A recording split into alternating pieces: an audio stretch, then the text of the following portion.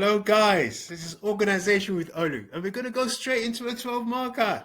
How did your paper one go? We're getting ready for paper two. Okay, this is Business Studies AQA. So what we're going to do, what I want you to really do is pause the video, take note of the question, try and answer the question, guys. That's what you need to do. You really need to practice. What I've done is I've given you a sample answer, but I want you to try the question and then go through my answer. Okay. And that's just one type of answer. You can have different types of answers. The key point is that you must balance both sides. Let's have a look at the question.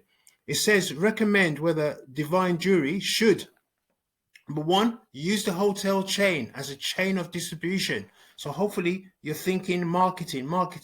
Okay. Use the hotel chain as a chain of distribution, as a channel of distribution, I should say, to sell its jewelry. Or number two, remove the current credit scheme so that customers can no longer pay for jewelry in monthly installments. So you've got two options here. First one, should divine jewelry use the hotel chain, which is a luxury hotel, as a channel of distribution because they've offered a partnership that DJ could sell their jewelry in this luxurious hotel. But you need to read the case study. Or the second option, should they not allow customers to pay for jewelry in monthly installments? If you read the case study, you will notice that they've had a few financial issues with customers not being able to pay. Okay, so read the question. Very, very key point for you to realize here. What if you carefully read this, analyze the effect of each. Analyze the effect of each. In 12 markers, it's always very different. Sometimes they say recommend, but this time they've asked you to analyze the effect of each. It's really, really important that you examine both sides equally. You really must try to examine both sides, okay? So you must make sure you have to evaluate both sides. You have to make an analysis point and evaluate both sides. Quite important. And then evaluate which of these two options will have the biggest impact. So again, you must, and I'll show you an example of what I've done, okay? So this is quite a little bit of a tricky question, but you should nothing to worry about. And I'll show you the structure that I used. So if we go into the structure I've used, now all the things I've marked in blue are knowledge marks, okay? Sometimes it's not easy to find a definition. You don't necessarily have to find definitions all the time. But the key point you have to bear in mind, there's 3 marks for knowledge. Please, you must, I've got a video on the 12 marker, how to answer the 12 marker and how the points are allocated. You should know this by now, okay? But there are 3 points for knowledge. So what I've done is try to highlight some of the key areas. For example, by having the brand image, this means that DJ is instantly recognizable by its target market.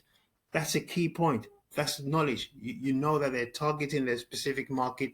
Their jewelry is going to be for a specific target market. DJ has a USP, unique selling points. And also I've explained what it means as well, which a luxury hotel chain has recognized and wants to partner with. Okay, so you have this unique selling point which a luxury hotel has noticed and now wants to partner with DJ with that. So it's just expanding your knowledge points a little bit. Okay, I recommend that DJ should use the hotel chain as a means of distribution. This is because DJ will have an access to a much wider market for its jewelry. Again, you're showing your knowledge as well. Okay, so you need to go through all this. I'm not going to go through all this with you. Go through all this. The greens are obviously where I refer to the case study. It's really, really important to refer to the case study throughout. Okay, some of the key points I've done. Again, use powerful language. In making my recommendation, I considered the alternative option of removing the credit scheme. Powerful points you're talking about because you're just going back to what they've asked you to do. 2 options, and you need to analyze both, but also make a recommendation. So make sure you use those key words, okay? Another thing I've done is, again, when you're doing evaluation, always signpost the evaluation. On the other hand, or however, again, I've done a video on that where you can use different terms in terms of trying to show the examiner you are now trying to evaluate. Okay.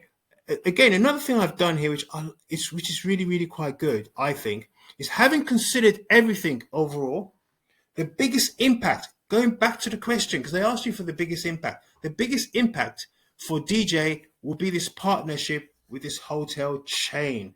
Okay, and I've again added something extra, and I'm trying to explain why I've decided that's the biggest impact. An additional benefit for DJ in this partnership will be that DJ will have no upfront costs. DJ would not need a premises or staff, as the luxury hotel has shops and existing staff in the hotels.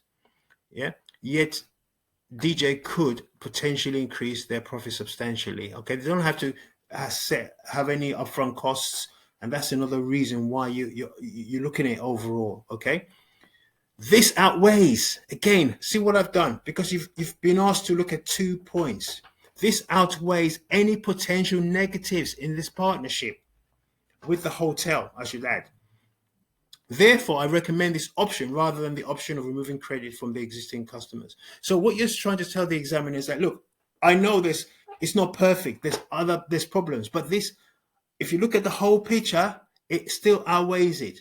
And therefore, this is why I'm making this recommendation, okay? I'm making this recommendation of this option rather than the other one, even though I know this one has a few limitations, but overall, this is still a better option for DJ. That's the way you need to do it, guys. So please go back to the question, pause it, have a go through the answer. It is quite a complicated question. I mean, there's a lot to it. You have to be very careful, because it says, remember what he says, analyze both options. Really, really important. If you ignore one of the options, you probably end up, at best, you're going to end up with 5 or 6 out of 12, which is not going to be very good. So you need to go for this question and have a look at the answer. If your teacher's giving you a particular structure to follow that structure by all means. The idea is that you're trying to look at both sides and then come to a recommendation. Okay, so hopefully, guys, this is going to help you.